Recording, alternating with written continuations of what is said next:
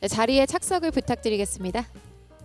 네, 그럼 시작하겠습니다. 도시 네트워킹 이벤트에 오신 모든 분 환영합니다. 이번 시간에는 한국 그리고 아시아 태평양 지역의 5개 도시에서 지금부터 발표할 예정입니다. 이번 세션을 이끌어갈 저는 다리아 모크나체바 UNDRR 동북아 사무소 및 국제교육 훈련연수원 프로그램 관리관님을 소개드리면서 또 마이크를 넘기면서 이번 세션 시작하도록 하겠습니다. Welcome to the city networking event. We'll have presentations from 5 cities from Northeast and Southeast Asia in this session. And I'd like to introduce Ms. Daria Moknacheva, Program Management Officer, UNDRR Oni and Gatti, who will lead that session. So please give him a big hand. Thank you. Good afternoon, good evening, ladies and gentlemen. It's really a pleasure to be here and to see so many of you. So welcome to our last session of the day, and I know it's the last one after a very long day, full of very insightful information. But in my view, this is also one of the most exciting sessions that we have in the forum. And one of the key objectives of the International Disaster Resilience Leaders Forum is to promote experience sharing between local governments and cities. And so as such, the city networking event has really become a flagship session of the forum since it was first introduced at the IDRLF 2023. So in the city networking events, we provide an open stage to local governments from all parts of the world, whether they're members of the Making Cities Resilient 2030 initiative or beyond that network, whether they represent small towns or huge metropolitan areas, and we invite them to share their disaster risk reduction experience and best practices. So this year we will have 2 city networking events. The first session today will feature cities from the Republic of Korea as well as Northeast Asia. And in the second session tomorrow morning, we will hear from local governments from other parts of the world, including from Southeast and South Asia, Europe, and the Americas. So I'm very pleased to start the first city networking event and to introduce our first speaker from the Republic of Korea.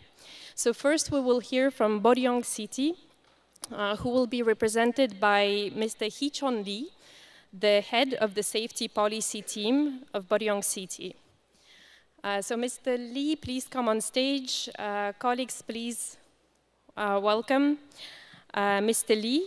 So Boryeong City joined MCR 2030 in 2023 to strengthen its resilience to climate change and disasters. And it was an active member of the MCR campaign from 2014 and 2020 to 2020. So we look forward to hearing from your experience. Boryeong is home to a clean, natural environment. It is a global tourist destination visited by numerous tourists every year. However, due to the ever-increasing number of tourists and the hosting of large-scale events, we are strengthening our safety measures. Furthermore, while preparing for the transition to carbon neutrality, we are fulfilling our promise to ensure the safety of our citizens, even amid the looming threat of climate disasters. To this end, we have established a systematic disaster management system in cooperation with the relevant organizations in the region. We have increased our practical disaster response capacity for any given situation. Thanks to such efforts, Boryeong City was selected as an excellent institution in Korea in the 2024 Disaster Management Evaluation. Boryeong City is dedicated to creating a safe city for everyone. Through CCTVs installed throughout the city, which are connected in real time with the relevant organizations, we are able to respond quickly and accurately to disasters, crimes, and other threats to public safety.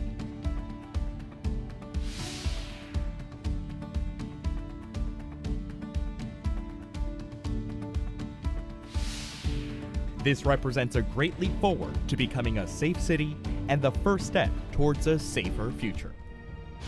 With constant efforts to protect its citizens' everyday happiness. Under the slogan of OK Safe Boryeong, Our city responds rapidly to even the smallest crisis and always prioritizes the safety of its citizens. 안녕하십니까. 보령시 안전정책팀장 이희천입니다.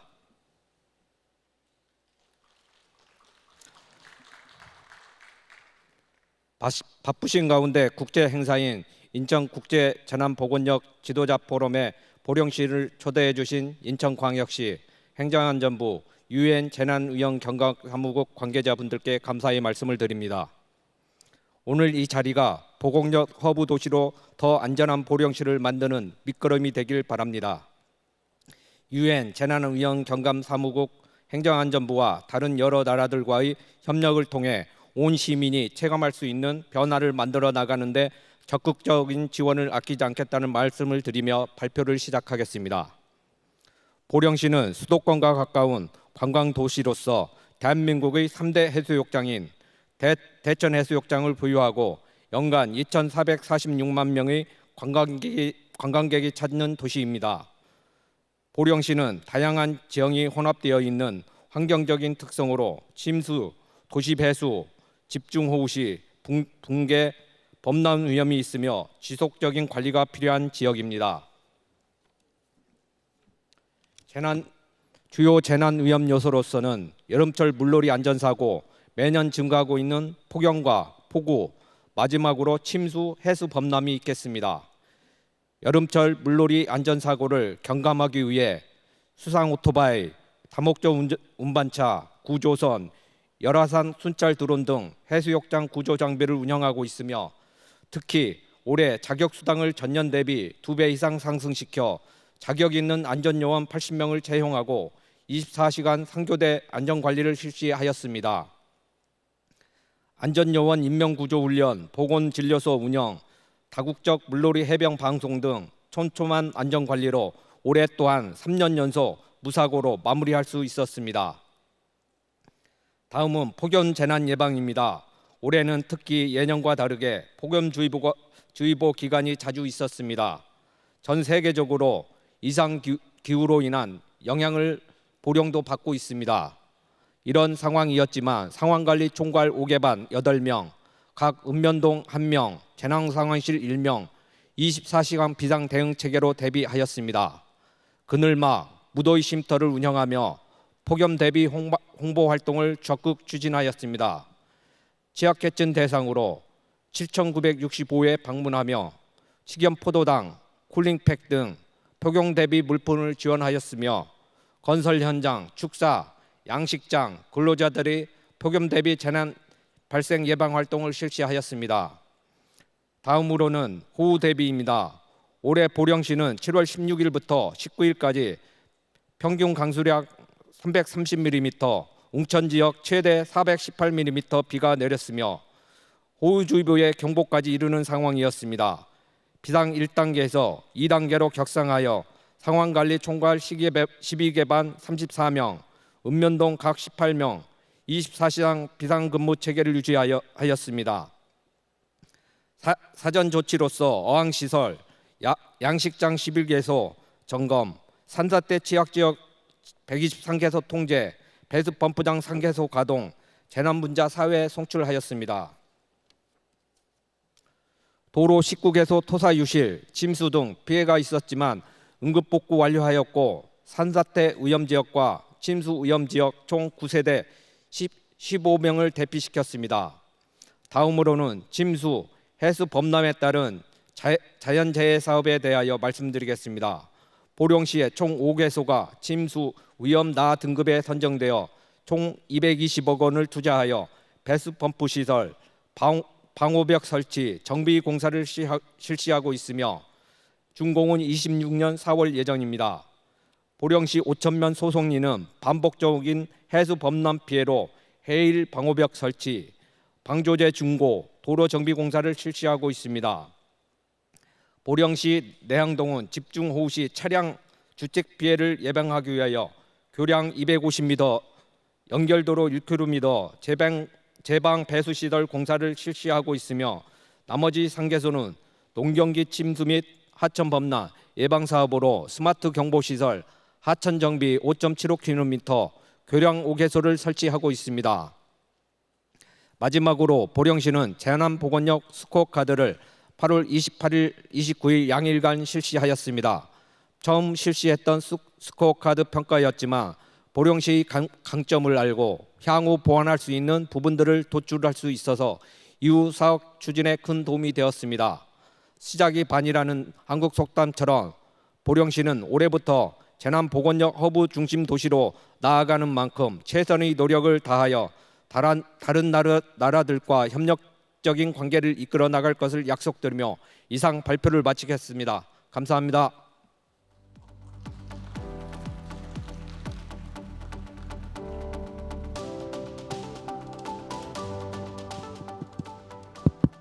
Thank you so much, Mr. Lee, for sharing your experience and also your preparedness measures for floods, as hydrometeorological disasters are becoming more and more present around the world. I think this experience is very insightful for many cities present here in the room today. So my next speaker is Yongin Special City. I'm very pleased to invite them on stage. Yongin Special City will be represented by Mr. Jeong Lee, who's Director General of the Safety Policy Bureau. Please welcome Mr. Lee on stage. And Yongin Special City joined MCR 2030 last year at Stage C. With a population of over 1 million, the city is really committed to disaster resilience and ensuring safety for its citizens. It also has been awarded the Presidential Commendation for Disaster Management several years in a row and was selected as a safe city in South Korea in 2023. Mr. Lee, please, the floor is yours. Thank you. 네, 안녕하십니까. 대한민국 대표 안전도시로 거듭나는 용인 특례시 안전정책관 이정원입니다.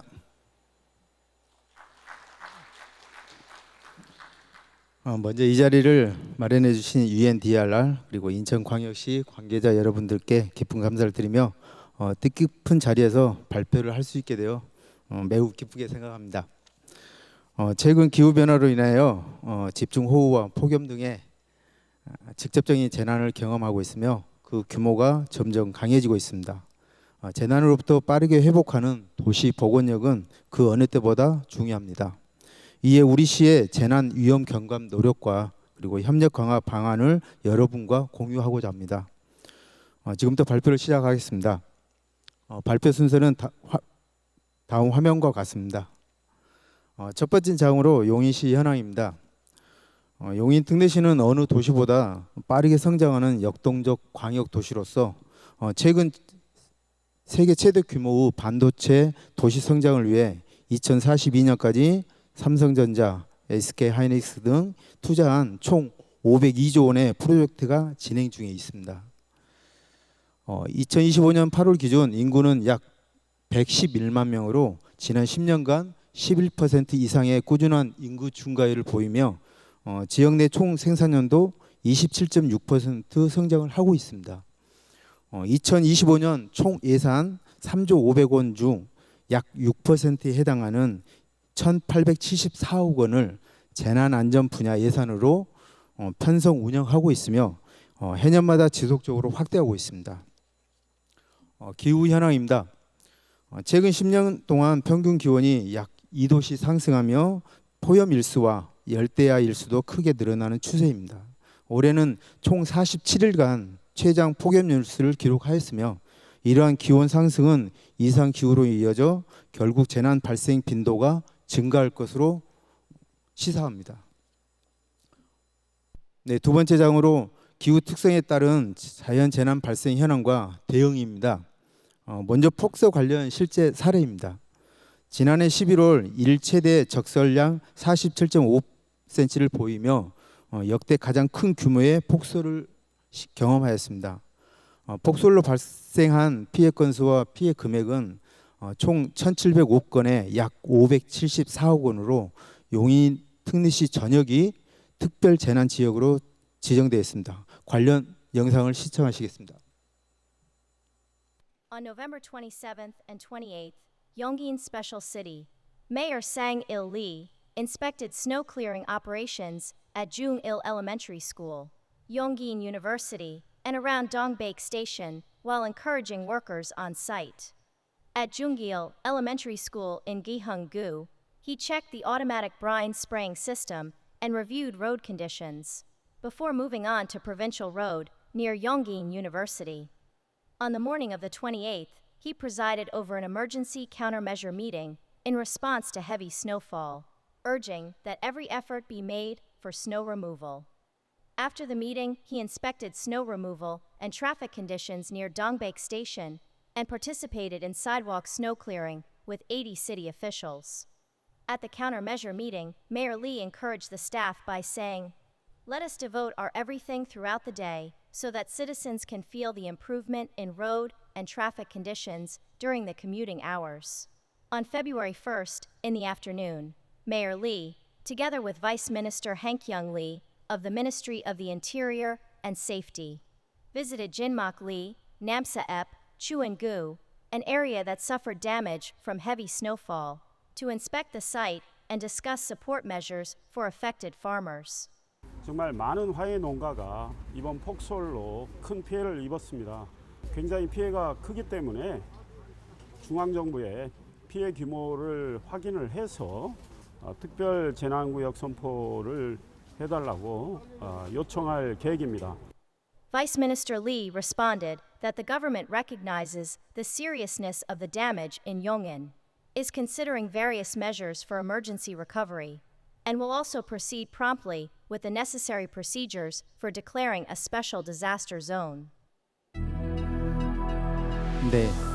네, 이처럼 우리 시는 신속한 대응과 복구를 위해 대설 예비특보 단계부터 상황 판단 회의를 개최하고 비상대책 회의를 열어 상황 점검, 기관별 대응 방안을 논의, 통합지원센터를 구성 운영하였습니다. 제설 현황을 지도와 CCTV를 통해 실시간 제설 현황을 확인할 수 있는 AI, IoT 기반 스마트 제설 관제 시스템을 도입하였고, 제설 전진기기를 도심과 읍면 지역으로 확대, 이동식 염수 분사 장치 긴급 투입으로 강설 초기 대응력을 높이고 있습니다. 또한 재난지원금 55억 원을 신속히 선 지급하는 등 총 84억 원의 가용 재산을 과감하게 투입하여 피해 수습에 최선을 다했습니다. 역대 최대 규모의 폭설에도 피해를 최소화하고 시민들이 빠르게 일상으로 복귀할 수 있었던 요인은 사전 예방을 위한 모니터링 조기 경보 시스템, 그리고 위기 시 신속한 판단력과 적절한 예산 투입, 평소 꾸준히 준비해온 교육과 훈련이었습니다. 다음은 폭염에 대한 사례입니다. 우리 시는 용인시정연구원과 협력하여 폭염에 따른 도시의 열섬 현상을 최소화하기 위해 다양한 연구를 진행하고 있습니다. 왼쪽 그림은 보행로를 중심으로 여러 인자를 반영해 보행자의 폭염 위험을 시각화한 지도입니다.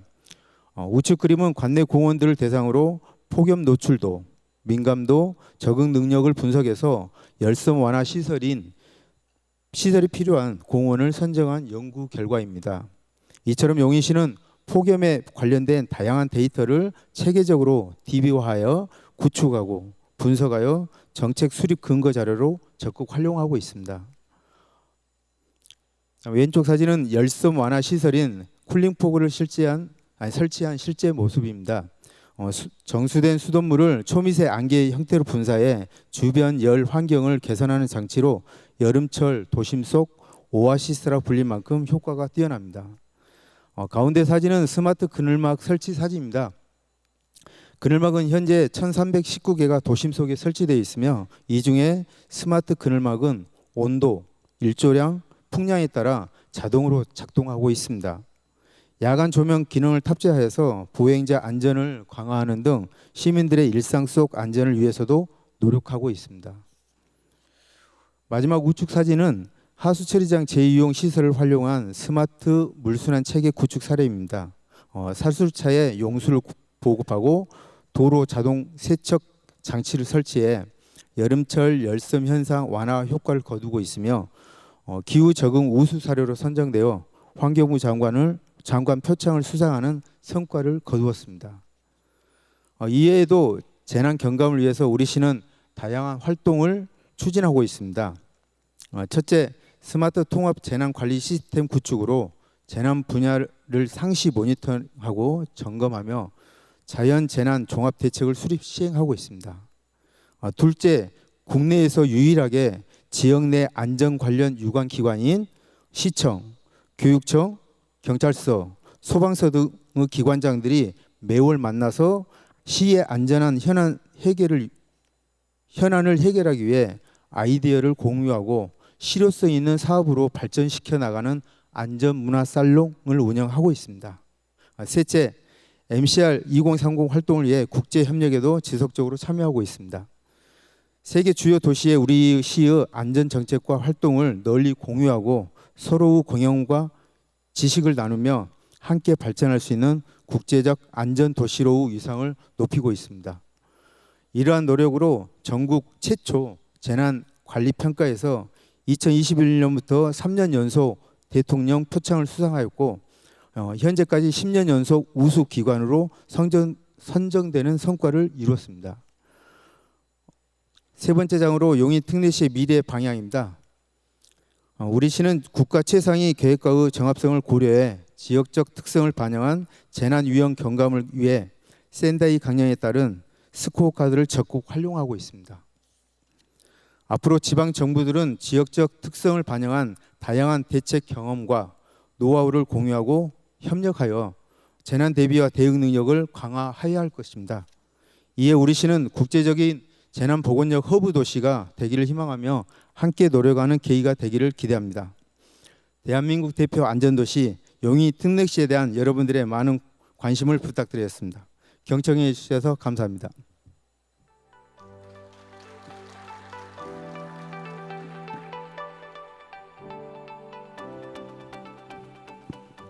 Thank you so much, Mr. Lee. Thank you also for sharing how your city deals with such challenging climate extremes, from extreme snowfall to heat waves. I think this presentation clearly illustrates how important it is for cities worldwide to prepare for increasingly uncertain risk and to really invest into science-based disaster risk reduction planning and interventions. As well as very interesting technology. So I do hope that cities from other countries present here today will also learn from this experience. Our next speaker, we're moving to China. So I'm very pleased to invite China-Singapore Tianjin Eco City, which is one of the first cities that joined MCR 2030 in China in 2023.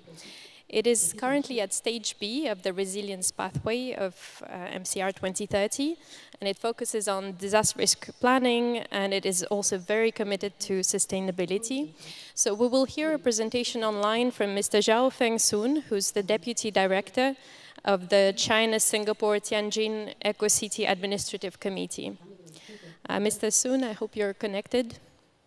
We look forward to your presentation.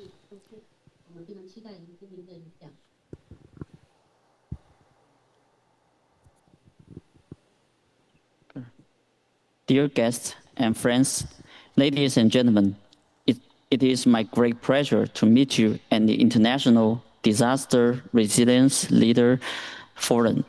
Today I will speak on the equipped city with invisible armor. China-Singapore Tianjin Eco City pioneers indicator-based construction mode of a safe and resilient city. Commencing construction in September 2008, the Eco City is a landmark project jointly developed by the governments of China and Singapore. And it is the world's first Eco City created through international cooperation. It spans 150 square kilometers and houses a permanent population of 170,000. It has screwed up national or international accolades, including the National Green Development Demonstration June, North China Green Building Demonstration Base, National Sponge City Construction Pilot, National All for One Tourism demonstration area, making resilient city 2030 and so on. For the construction of the safe and resilient city, the Eco-City has carried out practice as follows 3 points. Point 1, indicator-based approach to leading urban development and management. And the execution of the Eco-City construction. Precisely in 2008, the world's first set of Eco-City indicator system was compiled. As the master plan for city building, the indicator system was upgraded in 2020, providing a basis for the development of Eco-City in the new era. In 2019, the first smart city indicator system in China was introduced by the Eco-City. Alongside the national pilot for smart city construction in the first batch, permanent exhibition based on the World Intelligence Congress, and the launch of over 40 smart applications. On that basis, the safety and resilient city indicator system of China Singapore Tianjin Eco-City was issued in 2025 as a guiding principle for constructing a safe and resilient city in the Eco-City. The indicator system breaks down indicator into 3 levels. Point 2, project-based approach to promoting safe and resilient city development. First, improving prevention under the innovative foundation before drawing and the multiple plans integrated planning approach. The city will develop a resilient space system featuring 1 base, 1 river, 4 centers, multiple corridors, and multiple nodes. A risk survey and evaluation will be conducted to identify the disaster risks and the key potential hazards and assess available disaster reduction resources so as to take targeted precautions. Efforts will also be put forth to the development of diverse public education and awareness programs. Multi-point construction of public education and awareness venues, targeted development of cooperative safety training rooms, and collaborate establishment of community demonstration bases. Second, tapping sustainability. Our ambition is to build a whole demand sponge city. Slow water system construction and pumping station construction. No disaster-related water accumulation or flooding has occurred in the city for over a decade due to the complete water network. A comprehensive approach to safety protection, coastal ecosystem, resilient city, and all for one tourism is adopted, aimed at transforming a 36-kilometer strand into an attractive and coastal-friendly destination. The third, enhancing recovery. A special plan for Garden City will be formulated as planned within the landscape. A distinct parks system consisting of sales, community zones, city will take shape.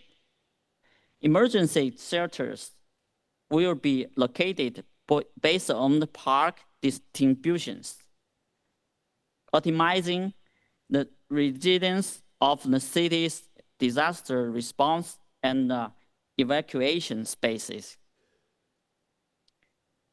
At 2 networks and 1 platform's smart flood control application system will be set up. with rivers, lakes, bays, and seas incorporated into an unified flood-controlled sensing network. Nickel City will be capable of coordinating the management of the entire water system. Under smart medical and healthcare scenarios, healthcare resources will be located with one platform and one mat. Principally, diversity in the building a safe and resilient city brand. Through integration of multinational forces, we will follow the UNDRR's Making Resilient City 2030 global pilot program. Take advantage of the cooperation between China and Singapore and promote EcoCity as a safe and resilient city brand with the support of our strategic partner at Equally. Leveraging diverse industry advantage, Nickel City has entered into an agreement with the Tianjin Earthquake Bureau to build an earthquake resilient city. To implement the upgraded implementation plan for the National Green Development Demonstration June in China, Singapore, Tianjin Eco City from 2024 to 2035, which include the construction of the safe and resilient city. Thank you for your attention. Thank you.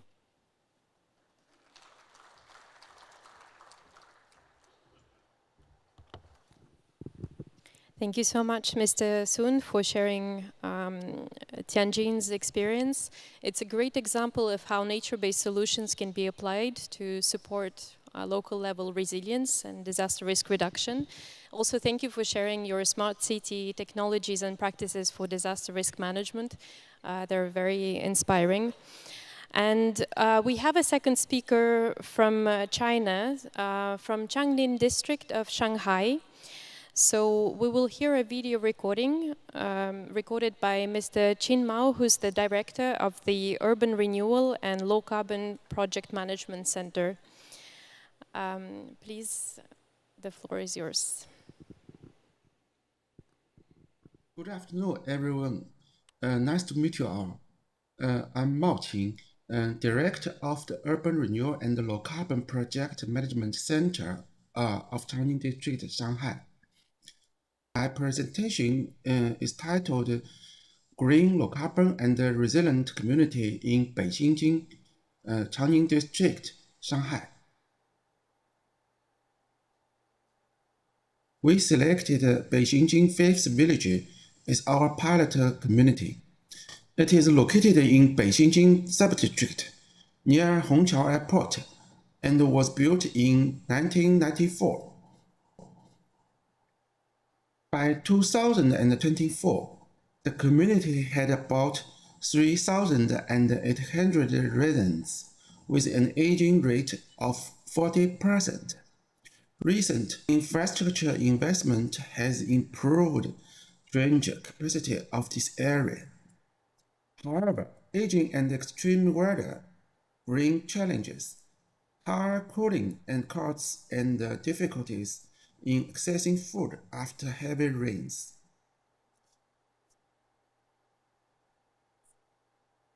We conducted a survey to identify key issues in this area. Most residents recognize climate change, and the top concerns are flooding, traffic disruption, and power outages. Only 1/3 of households store emergency supplies, and residents engage in 2 emergency actions on average. Vulnerable groups included people with chronic illness and the disabled and the elderly living alone.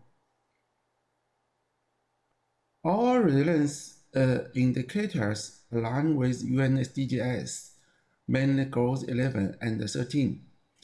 We developed 8 categories and 33 indicators covering management, environment, energy, transport, and health. These indicators are co-designed by government, community, and experts, reflecting global and Chinese standards with phased targets over 3 to 5 years. In the chart, resilience-related indicators are highlighted in red. A 21 kilowatt solar PV system with emergency switching was installed on the community center rooftop. During outages, it supplies power for charging and essential needs. We created a community habitat garden with sponge resilience features. It uses permeable pavements, rain gardens, and diverse plants to slow runoff and improve infiltration. Also provides habitats for wildlife and serves as an educational space to raise awareness of nature and climate resilience. As part of the renewal, the community center was renovated to offer shared spaces and daily services. Elderly residents can handle administration tasks, access health care, socialize, and participate in community activities. During extreme weather, it offers safe spaces for cooling and heating. The project started in 2022 with annual progress evaluations. The rose chart shows progress. A field chart indicates achievement of green, low carbon, and resilient growth. Overall, through Beijingjing Fifth Village, we explore pathways for green, low carbon, and resilient renewal. At the International Disaster Resilience Leaders Forum Incheon 2025, I'm so happy to share and work together for more sustainable and resilient community worldwide. Thank you very much. Thank you so much, Mr. Mao, and to Changning district of Shanghai. I believe you're connected online, so a warm welcome. Thank you from our side for your presentation. And we're very pleased to have an increasing number of cities from China joining the Making Cities Resilient 2030 initiative. There is really so much to learn from cities in China, especially sponge cities that have such advanced and innovative ideas of how to deal with urban floods and heat waves. So we're very grateful for this partnership, and I would really like to thank also our colleagues at ICLEI Northeast Asia and ICLEI China, who have really contributed to increasing this participation of Chinese partners in MCR 2030 and also ensuring the participation of the cities today in our event. So many thanks. And now it is my great pleasure to invite Ulaanbaatar city of Mongolia, which will be represented by Ms. Orgiltsogtslokh Enkhbaatar from the Policy and Planning Department. And a warm welcome to you. And it's really a pleasure to have Ulaanbaatar city, which is the capital of Mongolia, to be here. Ulaanbaatar joined MCR 2030 at Stage C in 2022, and he's been really championing disaster risk reduction efforts for many years before as well. Orgil, the floor is yours. Thank you. Thank you. Hello, everyone. My name is Orgil. I'm the officer at the Ulaanbaatar City Governor's Office. And I'm so grateful to participate in this forum and learn from other countries' disaster risk reduction experience. So it seems like all of you are so tired, so I will try and make it so short. And now I'm going to briefly introduce about earthquake risk in our city and one of the projects we are trying to implement.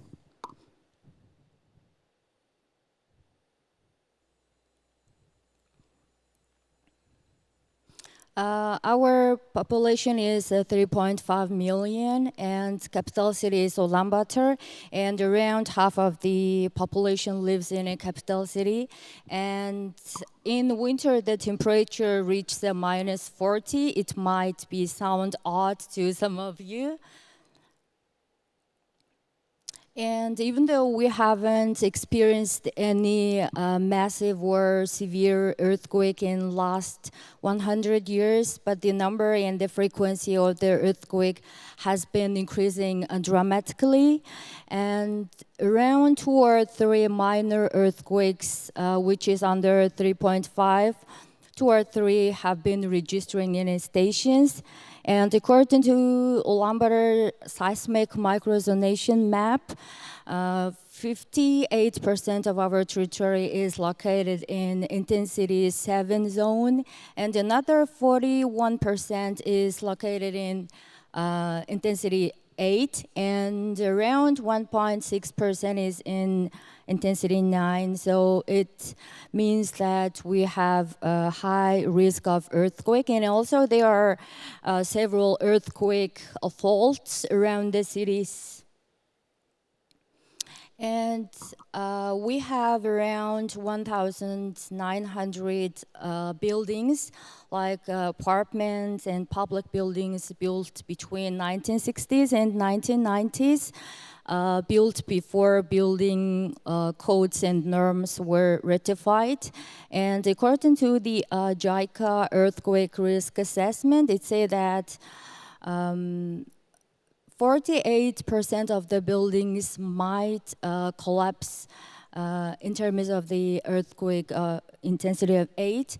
And also the 80% of the self-built houses in suburban areas might be exposed to fire and earthquake. And our country is very cold, so the energy sector is very crucial for our country. But our infrastructure, especially the engineering infrastructure like heating and water and sewage, are pretty aged, and they are pretty vulnerable to earthquake. Thus, in order to reduce earthquake risk and improve the building resilience, we implement earthquake non-resilient buildings redevelopment projects, and we certified around 55% of the buildings, and assessment concluded that there are around 560 earthquake non-resilient buildings. So there are around 90,000 people are living and studying or working there. So we implement a project with the public and private partnership, and our city budget, we finance for the infrastructure, and the private sectors, developers, they demolish and rebuild the apartments. So here I just want to show you some of the examples. So during the implementation of the project, we are experiencing some advantages and also the disadvantages. So first of all, about the benefits, resident safety is secured and property value is increased, and the living environment of residents improved a lot, but there are still some disadvantages. According to the increased density, there is a lack of public space, parking lots, or social infrastructures, school, social service, kindergartens. And also the in general, the urban design has been changing dramatically. So here I want to show you some of the challenges we are facing. Financing for the infrastructure requires a high cost, and it's implementing in a slow pace. And also there are still some buildings in certain locations and no developers are interested in it, and no projects are implementing, and there are around 90,000 people are in high risk. And for their further policy perspective, from this year we are changing our policy approach and related legal framework. So we are setting the limitation on the building height. And in order to speed up the project, we are trying to enhance our public and private partnership. Okay, thank you for your attention. 감사합니다.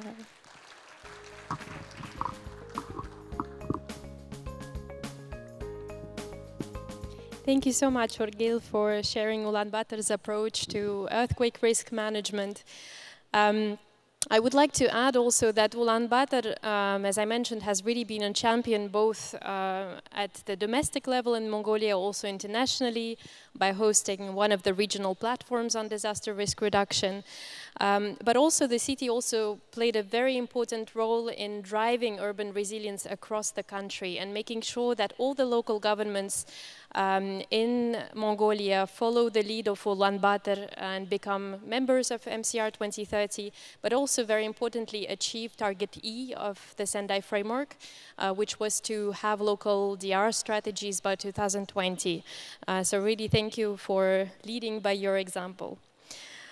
So we've gone through a tour of Northeast Asia and also different types of risks and responses and prevention measures.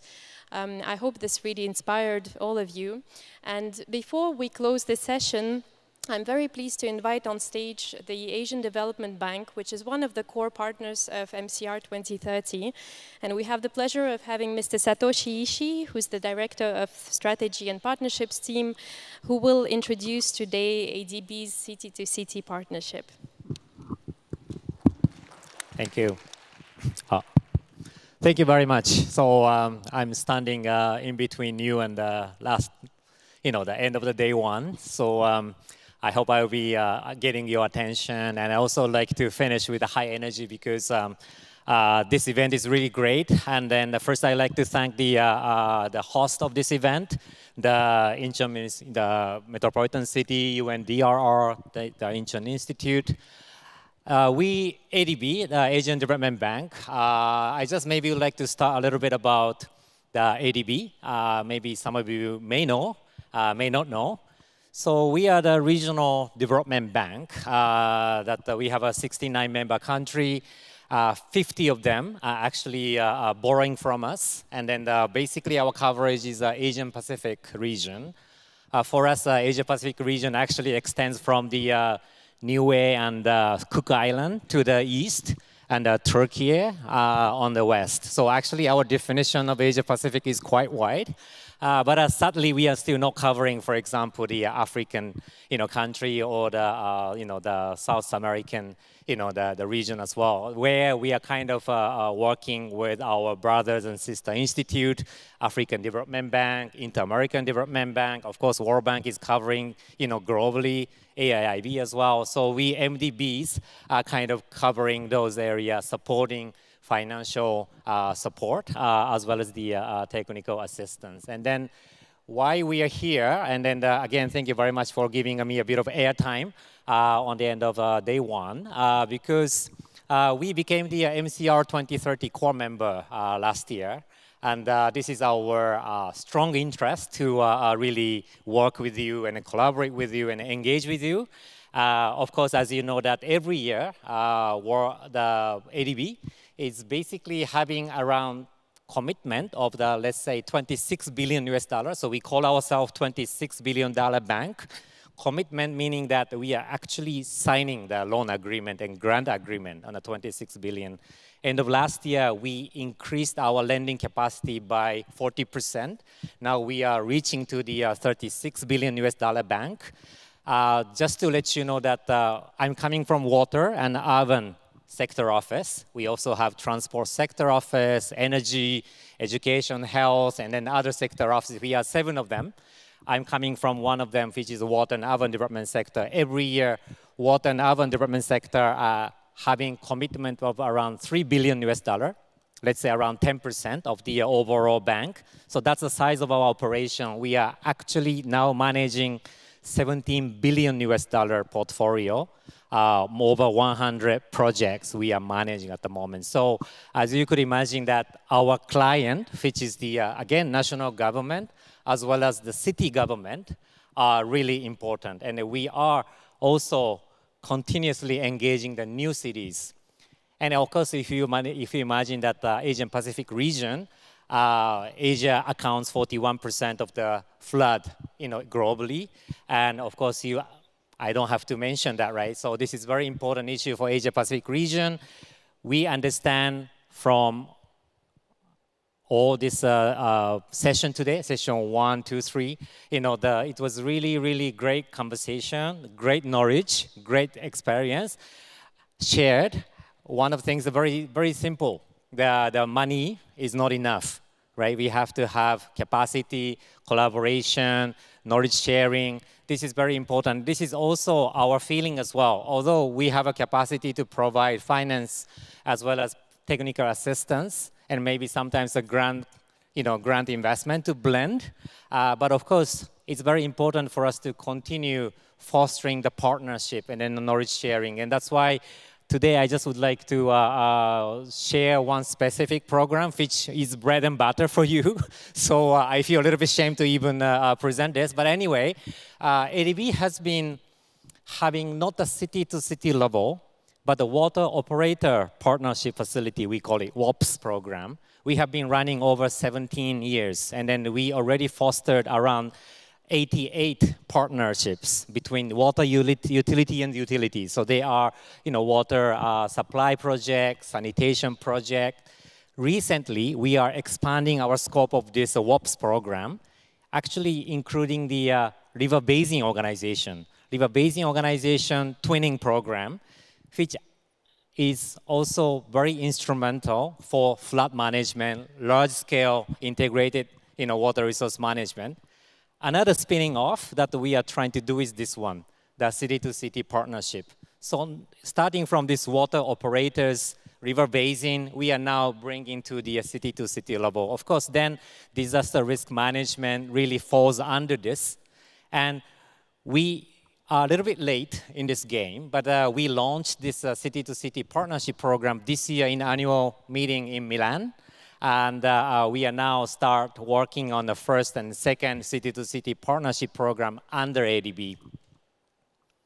I just like to maybe go a little bit. Yes, and our city-to-city program is basically same as your city-to-city, you can imagine. But then maybe one thing I like to highlight is that we said that we will come with the money. So of course, city-to-city program that we like to foster is knowledge management, capacity building. That's very important. But we are specifically targeting our client who is possibly borrowing next 3 years from ADB. So that when we creating this city-to-city partnership program with mentor city, peer-to-peer city, we would like to have more advanced technologies, approaches, transfer to those recipient cities. And then we can also financially support by financing pilot project. Hopefully that our recipient city can borrow money on those approaches. We could even deploy, the technology and approaches quicker. So that's something that we really would like to use city-to-city partnership together with our financial capacity, technical assistance project to merge together so that we will accelerate the impact in the field. So that's something that we are coming into the game at the moment. And of course, our focus is a little bit wider because ADB covers a wide range of water and urban development operations. The top right corner talks about resilient and disaster risk. And as I said, that maybe we are fostering the two city-to-city partnership. One of our partnerships program, one of them is Yokohama City in Japan and one of the Indian city at the moment, which is actually more comprehensive urban planning and then also brownfield, greenfield redevelopment, that kind of approach. Another one which we are working with Milan, Italy, is one of the Southeast Asian city, is maybe actually related to more C40 relationship. So it's more about disaster risk, flood management, and so on. Then I'm here, we are part of this MCR 2030, and then I have been learning such a great example this today. And then I know that there are many resilience hub under this. This is really our hope that we would like to collaborate with you. Again, also, the UNDRR, we have been talking about, can we create kind of ADB, UNDRR, city-to-city partnership program so that, we can transfer those good practice from the, doesn't have to be resilient hub, but then also some of the, cities going to be, practicing interesting and more useful approaches. Can be technology, can be community engagement, can be planning, can be also, the governance, for example, or even the, city institutional structure itself. We would like to, bring that into our recipient city, and we like to support. So that's really something that why I just would like to emphasize why we ADB is, participating this. This is our first time. And we hope that we will continue, coming back and then, the work with you guys.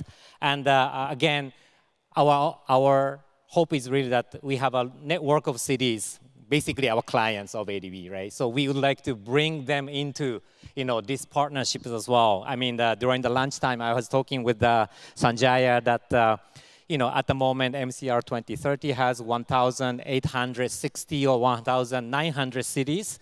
But then the UCLG actually has 250,000 cities. So there are a lot of local authorities to be reached out.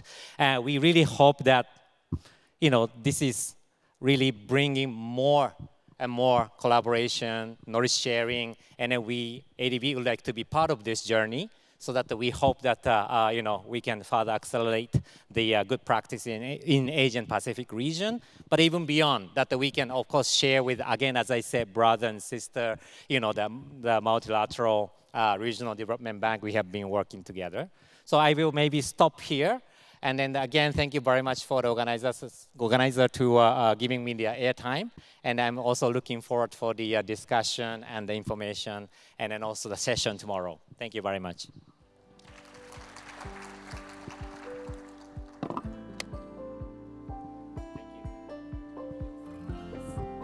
Thank you very much, Mr. Ishii. Thank you for introducing this very comprehensive new initiative.